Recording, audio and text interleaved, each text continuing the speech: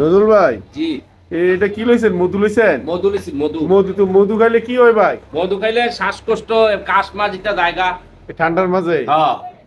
আচ্ছা, আর বৃদ্ধ মানুষের সাথে খাইলে আরো ভালো। ভালো হয়। হ্যাঁ। আর যদি এটা মধু না হয়? আমি ওনার থেকে মধু লইছি। আচ্ছা, মধু হ্যাঁ। বয়ে বেচছে। হুম। এ আবার কি আর ঠকাই? ব্যাপারটা হলো এটা না, না। ব্যাপারটা হলো আপনি মধু খাইলে না বিভিন্ন রোগের উপকারিতা হ্যাঁ। পাইতেন, শ্বাসকষ্ট যেটা কইছেন। ওই মধুর বদলে যদি আপনি চিনির পানি খান, এটা তাহলে তো এটা বিপরীত হইব। না, বিপরীত হইব। হ্যাঁ। চিনি পানি খাইলে বিপরীত। এবার যদি চিনি পানি মিলাই থাকে, হ্যাঁ। আমার কিচ্ছু আসে যায় না। কারণ আমার ফুডিটা আমার দিত না বেড়া। এবারে? আমি উপকার পাইতাম না তো। না। না পাইলাম। এটা বালা কাম করলে তো এটা খাইলে না আপনার সমস্যা হইব। আপনি না চিনির পানি আর খাইতেছেন। ওটা চিনি পানি খাইলাম। খাইলাম আমি চিনি পানি। আমি তো আমার বিশ্বাস করি। এবারে এই যে হ্যাঁ।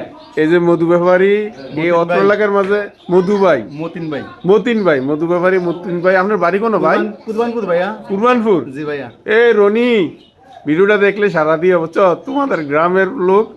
এই যে মধু লই আইছে, রনি আছে? মাশাআল্লাহ। হ্যাঁ, রনি ভাই। রনিরে তো চিনে নেই। রনি আপনারা আমাদের ভাই, গ্রামের, আমাদের ভাই লাগে রনি। আপনার ভাই লাগে এই কারণে আপনি রনির এলাকার লোক তো। জি ভাইয়া। এই যে ভাইয়ে মধু লই আইয়ে, প্রায় সময় মধু লই আইয়ে ভাই কই করতে পারছেন মধুটা? ভাই বিভিন্ন জায়গায় ভাঙ্গি।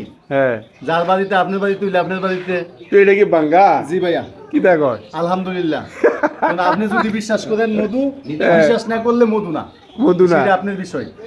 এই যে রে, জি ভাইয়া। মাশাআল্লাহ, মাশাআল্লাহ, আলহামদুলিল্লাহ। একবার পিওর বানাইছে ভাই, পিওর ভাই।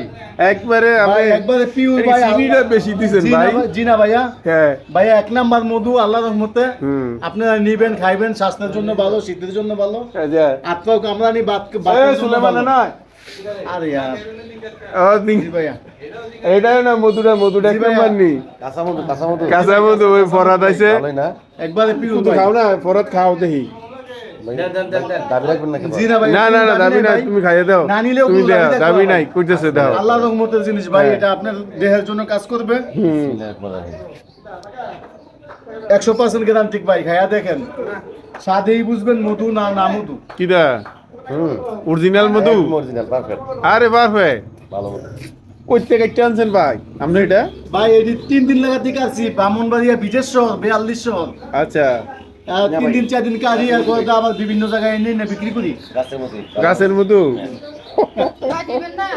জি না ভাইয়া। কত করে বেচেন আপনি কেজি? ভাই 1600 টাকা। 1600 টাকা কেজি? আপনি ভাইয়া। কত লইছে? 1 কেজি লইছে? আমারটা 3 পা। 3 পা লইছেন, কেজি হলো 1600 টাকা। বোন কি দিয়ে নিবেন? ওই একটা বোতল আছে দিবনি উনি। সুলেমান, জি না ভাইয়া। তো তোমার যদি দিলাম ওই যে খাইয়া চেক করে ভাইয়া তুমি ভালো রেজাল্ট পাইছেন কও, ভাই। তুমি তো কোনো কিছু মিক্স করছো নি? জিজ্ঞেস করছি কারণটা হচ্ছে হ্যাঁ। মিষ্টির স্বাদটা বুঝছি দেশি মধুমতোই। হুম। ওভার একটু মিষ্টি কারণে সন্দেহ হয়েছে জন্য। ভাই এটা ওভার মিষ্টি? ভাই মধুর চেয়ে মিষ্টি কি আছে বলেন? তো চিনিটা কি বেশি দিয়ে লাগছে বেটা? ভাই চিনি কিন্তু মধুর মতো মিষ্টি না। আচ্ছা, তো বাইরের এই এলাকায় সব সময় দেয়া যায়, প্রায় সময় দেয়া যায়, মাঝে তো আবার কয়দিন দেখছি না। জি ভাইয়া ভাইয়া। তো উনি এই মধু ব্যাপারী করে বিভিন্ন আমি ভাই জায়গা থেকে আনে। কান্দুকো স্কুলে মধুর বাসা কাটি, তারপর হ্যাঁ। বলাইকা মসজিদে বাসা কাটি, হ্যাঁ। তারপর আপনার এই মনগুজ সাদা বিল্ডিং এর মধ্যে মধুর বাসা কাটি, হুম। যেমন আপনার কোয়েনকুল হাসেম চৌধুরীর বাড়িতে মধুর বাসা কাটি। আচ্ছা হ্যাঁ, তারপর এই সিএম কেলের বাড়ির কাছেও বাসা কাটি।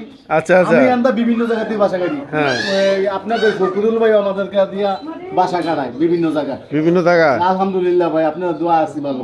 আচ্ছা।